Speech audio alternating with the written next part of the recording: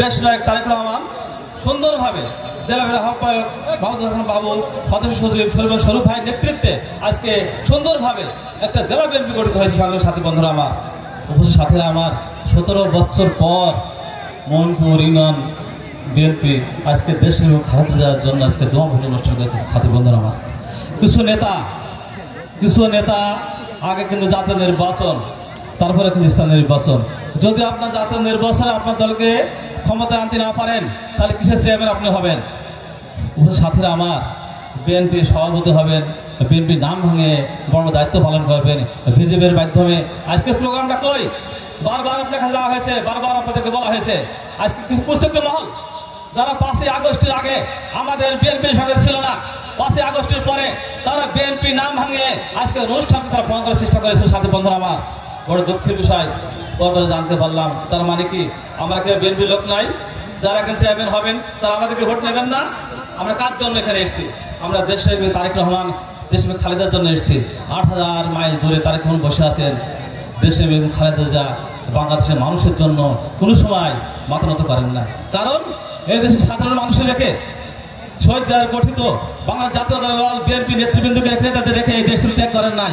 আজকে যদি বিগত সাহেবের কথা শুনতেন তাহলে আজকে তার জেল খাটা লাগতো না। সে ঠিক করে সুযোগ পায়। সাথী বন্ধুরা আমার, সেদিকে আপনার না থাকে নিজে চেয়ারম্যান হওয়ার জন্য, নিজে চেয়ারম্যান হবেন তার জন্য আজকে আমাদের এই খালেদা জিয়া নটলে শেখর, নটলে সালাম।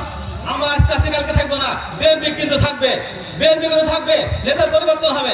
বিগত দিনকে রাজনীতি করেছি, নূর মোহাম্মদ বিশ্বাস সাধারণ সমিতির বসে আছেন, আব্দুল রাজ্জাক ভাই, ওয়াহিদ সাহেব, তাদের নেতৃত্বে আমরা রাজনীতি করেছি। যদি নেতৃত্ব আপনার পছন্দ না হয়, 2 বছর ধরে কমিটি পরিবর্তন হবে।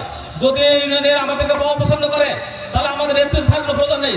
দল কিন্তু খারাপ করতে পারবেন না, দল কিন্তু বাধাগ্রস্ত করতে পারবেন। সাথী বন্ধুরা আমার, সাবধান হয়ে যান। আমরা কিন্তু এই ইউনিয়নের সন্তান, আমরা এই ইউনিয়নের মানুষ। বহু কষ্ট করে সন্ত্রাস কবলে দিয়েছিল ময়নপুর। এক সময় এক একটা নেতা, এক সন্ত্রাস বাহিনী এসে সেটারা কিন্তু আপনাদের ছিল। তার মধ্য দিয়ে কিন্তু আত্মরক্ষার জীবনের ভয় করেনি।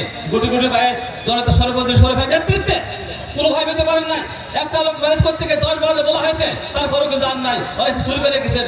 যারা আজকে শরীফ ভাইয়ের নেতৃত্বে দলটা ঐক্যবদ্ধ, আপনার কিসের নেতা হয়েছেন? আপনি দলের নাম করে পদ থাকবেন, আমি অমুক হবো, চেয়ারম্যান হয়েছেন। আবার দলে মিটিং বললে আসবেন না, গ্রামে যাবেন, আমি অমুক চেয়ারম্যান, আমি অমুক দলের সভাপতি। এটা তো হতে পারে না। তো আমার নেতা বসে আছে, নেতাকে আমি বলেছি যাতে আপনি এগুলো বুঝে রাখেন। যতদিন আপনারা আছেন, বিগত দিনে ছিলেন, এখন আপনার সঙ্গে আছি, কিন্তু কোন চুপচাপ মহলের এখানে বিএনপি টাকা দেওয়া হবে না। ওই সাথীরা আমার সবাইকে সালাম জানিয়ে আগামী দিনের শরীফ ভাইয়ের নেতৃত্বে থাকবেন আশা ব্যক্ত রেখে আমি আমার বক্তব্য শেষ করছি। আল্লাহ হাফেজ। আপনাদের ধন্যবাদ জানাই। এত বাধাগ্রস্তের মধ্যেও দেশে নেতৃত্বে তার খবর শুনে আপনি এখানে এসেছেন। সবাইকে সালাম অভিনন্দন। আসসালামু আলাইকুম। ধন্যবাদ। ASBD 24 সত্য প্রকাশে প্রতিশ্রুতিবদ্ধ। চ্যানেলটি সাবস্ক্রাইব করুন।